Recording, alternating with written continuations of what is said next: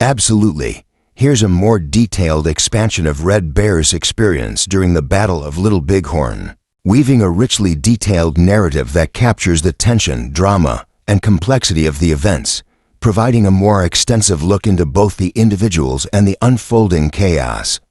I've aimed to expand upon each moment and provide further depth to characters and situations, keeping the narrative immersive and engaging. Red Bear's recollection of the Battle of Little Bighorn offers a raw and unflinching look at the tragic clash between cultures, marked by violence, courage, and the unforgiving harshness of war. This battle, fought on June 25, 1876, was a defining moment that forever altered the course of American history and the lives of all those who stood at its heart.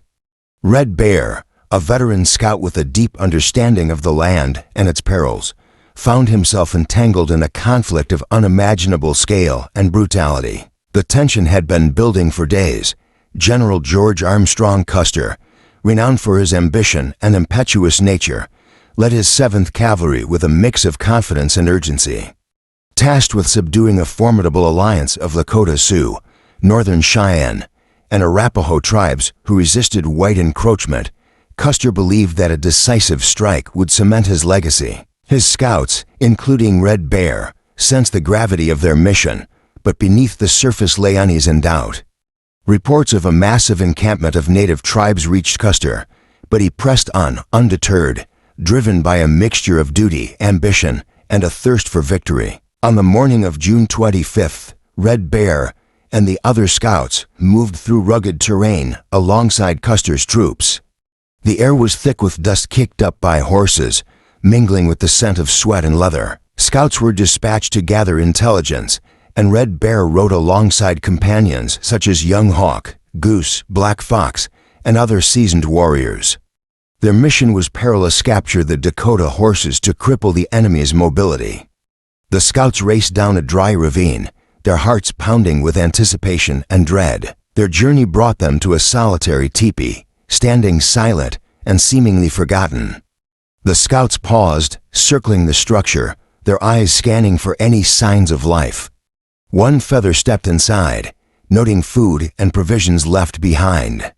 The scent of meat and soup lingered, a reminder of the humanity of their foes. But this brief reprieve was shattered by the arrival of Custer, flanked by Fred Gerard.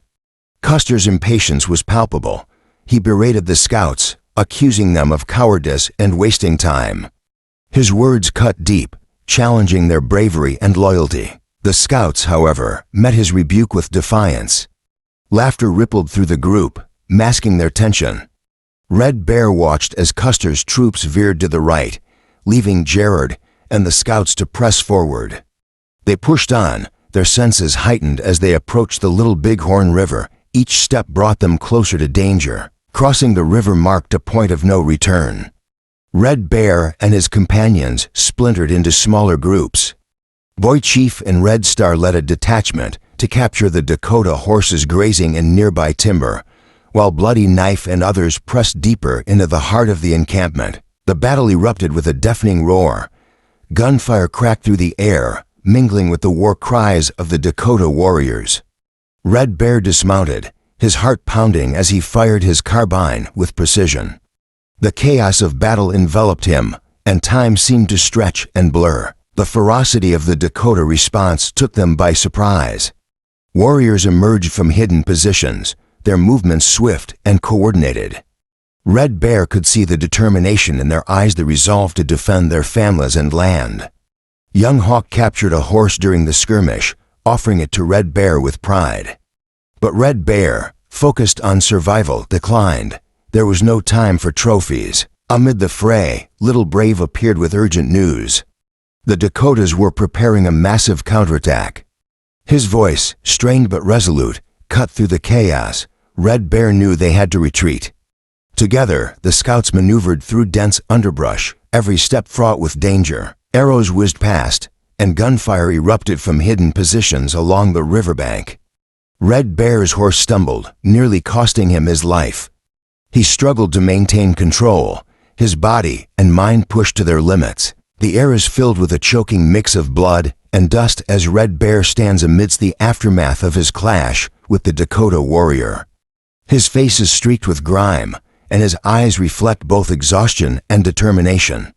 Around him, blurred figures fight, fall, and struggle, symbolizing the thin line between life and death in this brutal conflict. The atmosphere is chaotic, emphasizing the harsh reality of survival on the battlefield. AR 16-9. Back at the river, Red Bear saw the battlefield swarming with warriors and soldiers locked in desperate combat.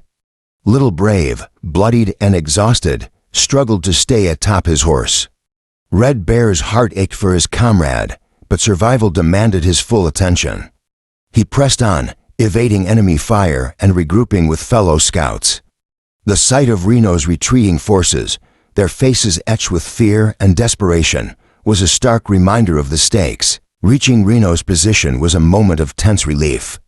Mistaken for an enemy, Red Bear had to shout and gesture to avoid being shot by his own allies. The soldiers, disorganized and weary, were barely holding their ground. Darkness fell, and they fortified their position with whatever they could find: saddles, packs, and the bodies of fallen horses. Water was scarce, and exhaustion weighed heavily on all. Throughout the night, Reno and Bentine's forces prepared for the worst. Volunteers risked their lives to fetch water from the river, braving enemy fire to bring relief to their comrades. Captain Bentine's leadership was a source of strength, his courage inspiring those around him. Red Bear, alongside his fellow scouts, stood vigilant, knowing that dawn would bring renewed conflict. The next morning, the battle resumed with relentless intensity. Native warriors tested the defenders' resolve, launching wave after wave of attacks. The defenders, exhausted but determined, held their ground. By afternoon, the tide began to turn. The native forces, having secured victory over Custer's command, gradually withdrew. Relief washed over the surviving soldiers and scouts, but it was tempered by the heavy toll of the battle. The plains were littered with the fallen, a grim testament to the cost of war. As the dust settled, Red Bear and the other scouts reflected on the events that had unfolded. The loss of comrades weighed heavily on them. They had fought bravely, but the scars of battle, both physical and emotional, would remain. Their journey continued, marked by narrow escapes, moments of rest, and the constant threat of pursuit. They navigated rivers, traversed rugged terrain, and evaded ambushes, driven by duty and the will to survive. In the aftermath, Red Bear's testimony became a living record of courage, tragedy, and resilience. The battle, and the lives it claimed, left an indelible mark on all who experienced it. Through his eyes, the Battle of Little Bighorn emerges as more than a clash of arms. It is a story of humanity, sacrifice, and the complex struggle for survival on the American frontier.